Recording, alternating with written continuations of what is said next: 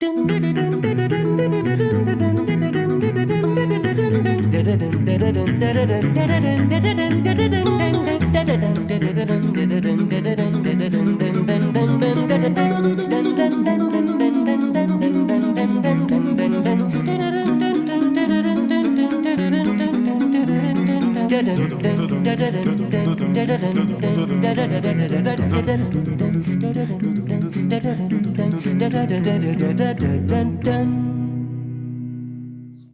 evening, ladies and gentlemen. We're so glad to welcome you as part of our community tonight. Please note that this webinar is being recorded and distributed live stream. By entering this virtual meeting room, you give your consent to be recorded and distributed by Vienna Live with Simeon Morrow and other third parties. If you prefer to not be recorded, please turn off your camera and microphone and/or go to the Facebook Live video feed, the link to which I will now place in the chat room. For a better experience, please turn off your microphone and set your video to gallery view.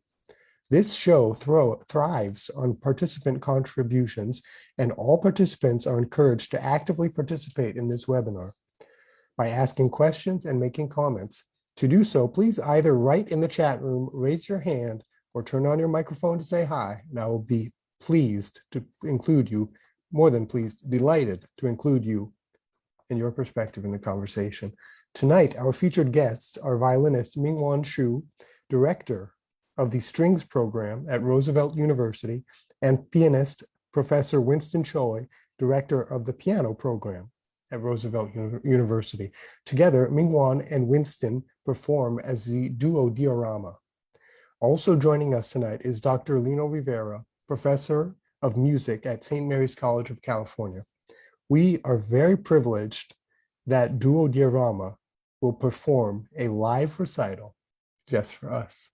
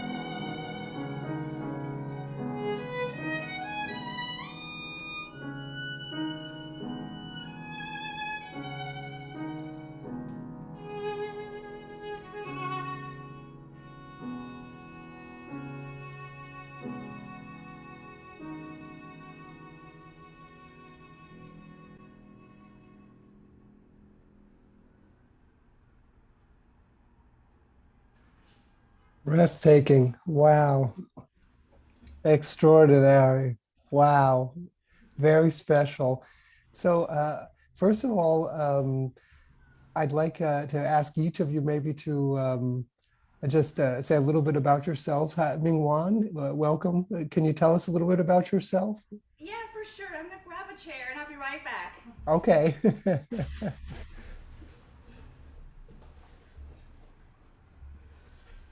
Well, my name is MingHuan Xu, and originally I'm from China, and but I've been in MingHuan, is there any way you can turn the microphone up a little bit so we can hear you a little better? yes, oh, really close. How is that? That's much better. Thank you. Is that better? Okay, good. So I'm gonna speak even louder.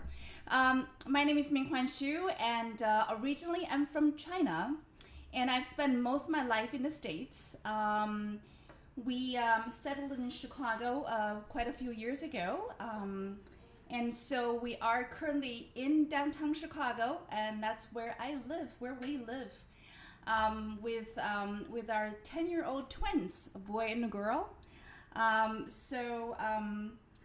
at the same time, I am the director of the string program at Roosevelt University. And the conservatory is called Chicago College of Performing Arts.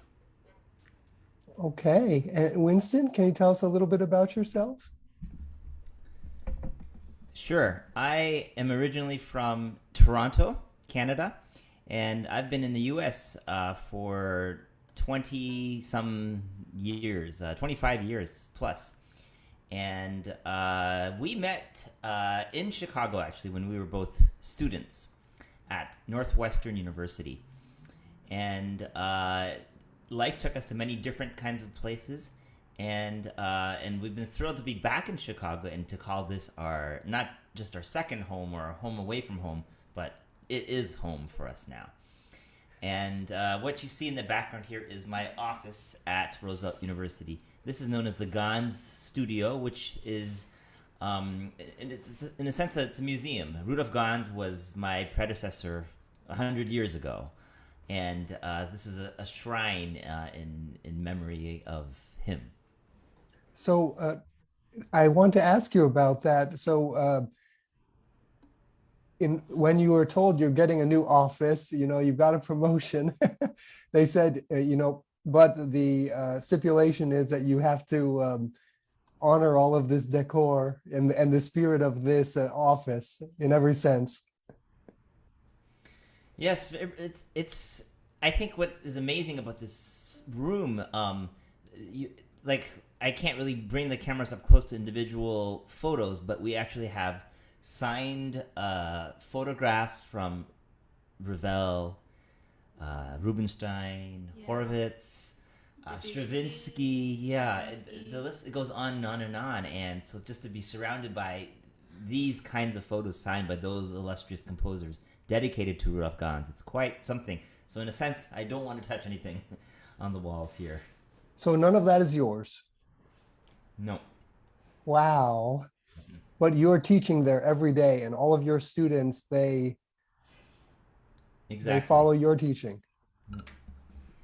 Yeah, but the room is only half of it, and he is facing Lake Michigan view, so it's a lake view, and that as you guys know, Lake Michigan is so huge, so it looks like it's ocean, and so it's right there in that window as well. So it's really a breathtaking office. Wow, that Yeah, is yeah. so special. Wow. Well, so I guess we have now another performance by Robert Pollock, who is also here joining us tonight. He's very welcome to speak if you'd like to say something. But tell us a little bit about what we're going to hear, Mingwan. Yeah, so this piece is called Serenade for violin and piano. So I'm so happy to see Robert. Hi, Robert. And so Robert and us, we've known each other for, quite many years now. And we are invited, we were invited very often to Maui, Hawaii, to his wonderful concert series to perform quite a few times. And our last time, unfortunately, was canceled by the pandemic, but we're making more plans. So this piece we hold very dear to our hearts because it was written inspired by his granddaughter Celeste, which whom we know for many years. We saw her growing up, and so a few years ago, Robert, I hope that you don't mind us sharing this story. That So let, would you like to share it? maybe, yeah, let me say a few words about that. That would be there's wonderful. my wife Clazine in the background. Hi, Clazine. Hi, Clazine. We just got up a little bit ago. It's early in the morning. I know you guys are No way, 5 hours Java. behind. Yeah, We're we in miss you Hawaii. guys. in Hawaii. Yeah. And Nice to see you and hear you. Simeon, you're in Vienna? Normally I'm in Vienna. Tonight I'm in Lyon, France. So I'm still in France. a time zone far away. And there's a Mr. Rivera is from. Yes, Is I'm watching. in San Francisco, California. Oh, okay. So Oh, it's okay. amazing. This is sort of amazing that we're all floating in the ionosphere or something and gathering for this kind of quality music. But anyway, yeah, this. So Celeste, our granddaughter, is now at Lewis and Clark College in Portland, Oregon, and she had been not well when she got to college in freshman year a few years ago, and then it turned out that she ultimately was diagnosed with diabetes 1, and she's doing fine now. But at the time, it was very scary for all of us. And while writing this piano and violin piece, Serenade, it became a kind of way for me to emotionally release, to come to grips with the trauma that our whole family had suffered. But thankfully, she's doing wonderfully now. And the piece, as performed by MingHuan and Winston, is of course a very moving thing for me, and hopefully for the audience, in that emotional release. And what we noticed in MingHuan's and Winston's recent performance that they did publicly of some of this program, is this tremendous emotional power that they have this anyway. They've had this, and we've had them as guests at Ebb and Flow Arts in our concert presentation series for several, actually probably at least three or four times, and they're always wonderful, and they're received very well, of course. But it struck me, even through Zoom, that there's something now that's being released, and probably common to a lot of performances, where having been clamped down for 2 years and tamped down, that this opportunity finally to come back and give to audiences brings out the most that they've ever given. And they're just such fantastic performers, and the ensemble is so magical with them. So I'm thrilled that they're doing the piece and performing it, and we look forward to having them back in Hawaii as things get back to normal, or the new normal, with regard to the various hazards of the pandemic in our rear view mirror. Okay.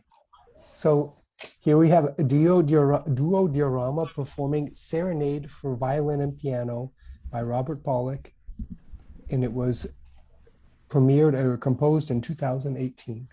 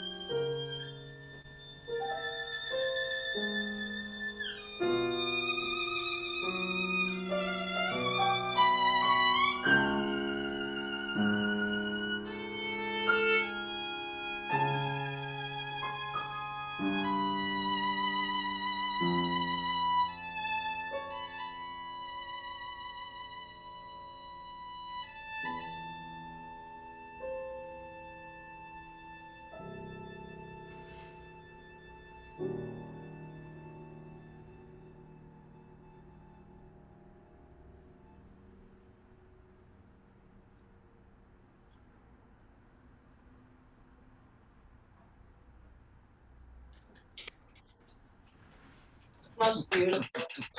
Wow. Wow. Haunting. Haunting. So tell us, MingHuan and Winston, um, how do you rehearse something like that? I mean, you like Robert Pollock was saying, you play as if you read each other's minds. I mean, to call you a duo, it's somehow a misnomer because you play as if you're one musician. You each just accent the same notes. You seem to breathe together, phrase together. How is it that you rehearse? Well, I think that's such a great question, Simeon. I think you're absolutely right. I think over the years we really, I think by now, know each other as musicians so well, and we do breathe together and live with music together. So after all this, it becomes a very intuitive process. So things do come in certain place, certain things much easier than before. We know how to cue each other, and very often that, in this case, I couldn't really see Winston cue, but I can feel his cue sometimes. So we really can, in some ways, read each other's minds. Yeah. Yeah, I think it's just with time spent together, and you see this of musical couples, and occasionally you see this with siblings that play together. There's just a kind of a feeling that they speak the same language, and there's the life experience that they bring, that they've lived together is brought to the music. And that's, I think, something that happens with us somewhat organically. We don't overthink it. I think we don't have to break things down and discuss it and debate it the way we used to. Now things just there's a certain flow to our working process. That's not to say we don't disagree, but when we disagree, we're very, I think, pretty quick to come up with compromises and find good musical solutions. Well, when we met each other at Northwestern, we actually start playing before we start dating. So that part has actually always gone pretty smooth in terms of working together, rehearsing together. We do joke about it. We do fight in the kitchen and everything else we fight about. But when it comes to music, for some reason, because we started with it, and that's always pretty smooth for us. And also, being a couple, I think sometimes the kids go to bed and then we rehearse in some ways in kind of in a informal setting, and so we both relax and we both are sometimes after a long day. So we're really there just to kind of figure things out together as a team. So very often that we're doing it in a very just casual way. Let's rehearse 20 minutes here. Let's get a half hour there. So in some ways it becomes a very natural process. Sometimes the kids will run into the music room. Hey, can we play for you too? So they will play for us, and Winston will accompany them. So it's a very, I would say, musical family. So it's definitely a language that we speak in our household constantly. And so a question, would you two give any advice to any other duo, be they musicians or other people trying to communicate, trying to work better together? Yeah, I guess it's knowing what's worth the fight. You don't want to, how to say, win a battle and lose a war. And very often the musical ideas can go many ways, and we can make them work. Whether it's his idea or my idea, is just at times you just have to kind of let your ego down. Just say, hey, let me try your idea, and very often it works beautifully. So I think just not taking this process, like we're saying, more casually, not taking it too seriously. In the end, it's music. And so we love playing together. We enjoy, so just kind of making things that are not as important when it comes to not like his way is right or my way is right. We both can compromise. Really, compromise is the key. And I would say sometimes an important ingredient in collaborating with other musicians is to spend maybe more of your mental focus in the moment on the other musician than yourself.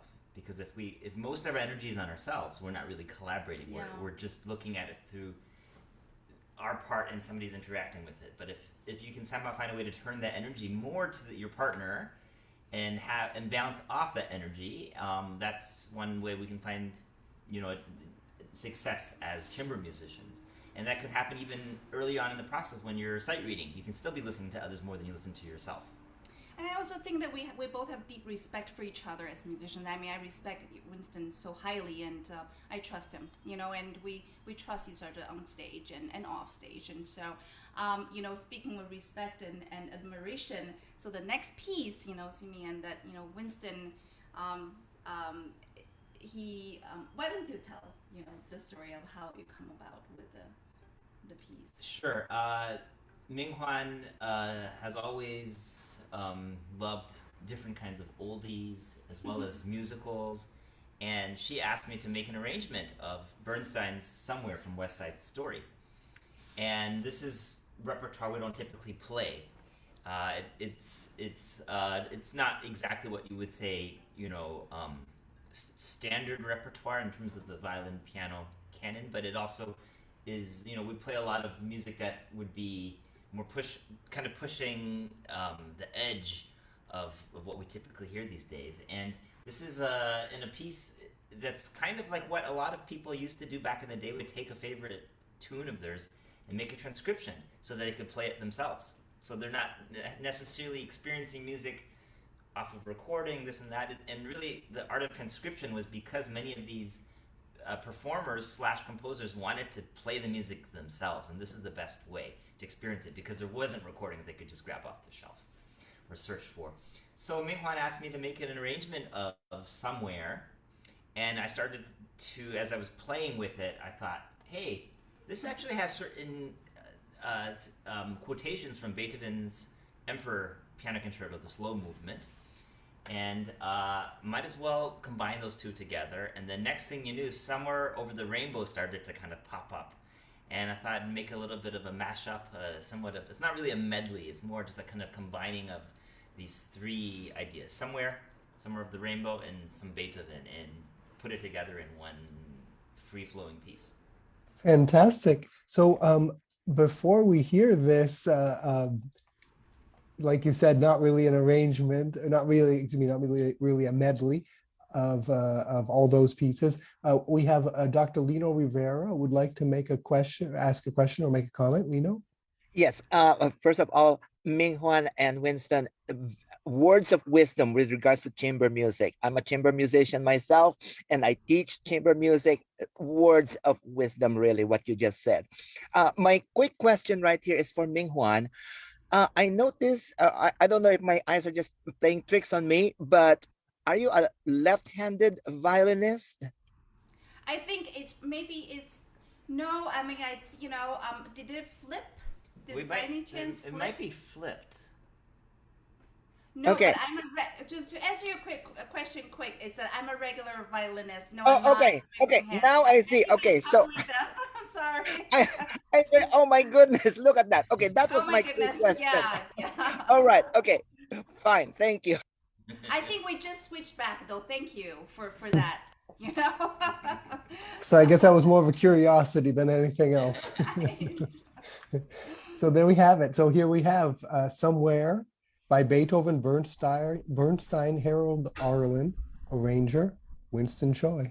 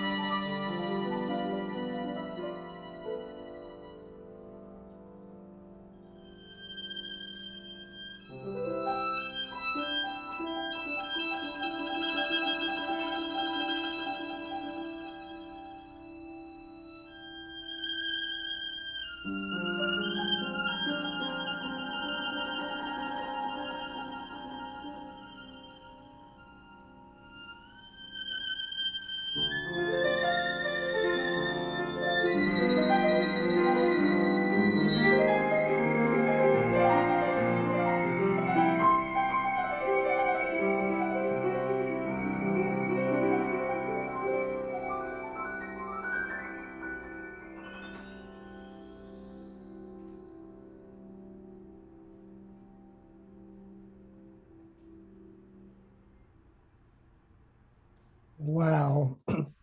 Wow. What an arrangement. So yeah, I think that doesn't fall under the medley category. It falls under the Winston Choi category. Because something completely new, fantastic. So we are unfortunately running out of time. So I think the next performance, we will have to choose maybe just one of the movements, whichever you like. Um, but in the meantime, I'd like to ask you just because we spoke before about the magnificent room, the museum, as you said, that you're performing from. And maybe tell us a little bit about your work there, which I know is just as important as your work as duo diorama or your soirees, music soirees at home with your family. Tell us about a little bit about your work, your professional work at Roosevelt University. Yeah, so we both are program directors of our area. So I'm the director for strings, and Winston is the director for piano. And so, earlier I mentioned that we have twins that they're 10-year-old, and we think the program is our third baby. So we really, put a lot of time and energy to our programs and our students and nurturing our students and seeing them grow and as musicians, as people, really it's such a satisfying and a work for us. We love what we do here. So our conservatory is located in literally is in downtown Chicago, and is a couple blocks away from Chicago Symphony Orchestra, and so it's really in the middle of everything. But our program it's not gigantic, and it's intimate. So the students feel they're very nurtured and cared for as individuals, and at the same time they experience the metropolitan city that around them. And so it is a fantastic program. It's growing, and the strings are getting larger and larger by the year, and the level is very high. And so, but the most important is that when I see them supporting each other, and they're happy here, and they're growing as musicians, and just makes us so happy. Do you have something to add? Sure. To? Yeah, I think what I'm proud of about this program that we both are, very important, a very important part of our lives is that we get to touch upon all of these young musicians and young aspiring teachers and thinkers, and they will be the future leaders of our industry From all over the world. And they're all all over the place, and so that's wonderful that we get to see these people come and then form their own community. And they'll go off to form their own communities afterwards, or join their old communities, but they have a new and different perspective. And so there's never a day that goes by that we don't forget that and treasure the fact that these people have come all the way to join us here. Many of them are from abroad, and they're going to bring something distinctly that they've gained through our programs from what we've overseen. They'll take that with them and bring it back into their own lives. And I think in many ways that, as much as we teach them, they teach us as well, and we learn so much from our students as well. So, yeah. Maybe could you tell us a little bit about, for those who are watching who might be interested to come visit the school or support the school or study at the school, at the university or conservatory, I should say, what is, how do you know if the school is right for you? What is it? What kind of person are you looking for? What kind of help do you need? Or what's the program look like? What kind of people are part of it? Absolutely, Simeon. So I think that thank you so much for putting our school website on your show, and that's exactly where you could find us. I mean, in terms of our programs for piano and for strings, just reach out to us personally. We could pretty much help with any questions regarding our programs. Even if you're interested in other programs, you can also reach out to us, and we can lead you to the right resources. And admission office is always a good place to start as well. But the good thing is that our school is, as I mentioned earlier, it's very personal, and so if you reach out, you'll for sure get an answer back, and any questions regarding to the programs in the school. And so, yeah, so please reach out. Just to clarify a little bit about our school, so we teach at Roosevelt University, and then within Roosevelt University, this is the Chicago College of Performing Arts, and then we are part of the Music Conservatory, which falls underneath that. And it's a music program that has many international students. Of course, we also have many American students as well. And I think that mix of students is wonderful. Culturally rich. Yeah, so we have undergraduate students, graduate students, and then postgraduate diploma students. And they're not separated. They're all meshed in together. They play together within ensembles, within orchestra, within performance classes. They hear each other. So it's a great chance for older students to mentor younger ones, and from younger ones to learn from the more experienced students as well. Okay, fantastic. So our final selection of the evening is from the Sonata for Violin and Piano by John Corigliano from 1964. So due to the time limit, Simi, I think we're just going to do the last movement, if that's okay, the fourth. That will be wonderful, just wonderful.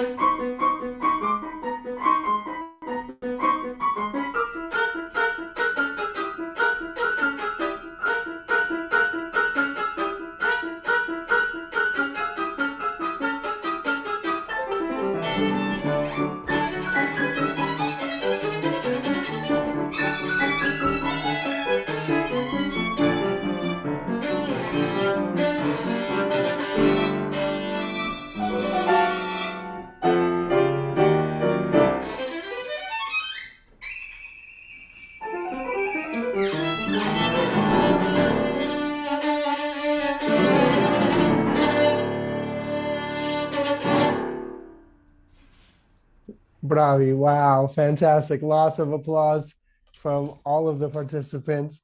Thank you so very much. Let's take a look and see how we can stay in touch with MingHuan Xu and Winston Choi. There is Roosevelt University's website, and there is MingHuan Xu's profile. You can see you can reach her, as she was saying, at mxu03@roosevelt.edu, and you have her profile right there. I will put that in the chat room so that everybody can reach out to MingHuan. So there we have it. And then I will go on to Winston's profile. Same thing there. And you see there you can reach out to him at his email, which is wchoi@roosevelt.edu. So I will put that in the chat room right now. There it is. So thank you so very much to MingHuan Xu and to Winston Choi. Thank you so much, Simeon, for having us, and we really enjoyed today's show. And thank you so much, Mr. Pollack and Clazine, for the wonderful piece and giving us. Thank you. Yeah, it was wonderful to hear you. Wonderful performances, Yeah. and thank you, Simeon, for this miraculous broadcast. You're most welcome. Thank you, Mr. Pollack. Thank you, Mr. Pollack. Pointing out my violin. See you soon. Hopefully we'll see you soon. Thank Yeah. you. So let's take a look at now what is we have coming up next week. We have next Wednesday, the Waage saxophone quartet, the soundscape of modernity.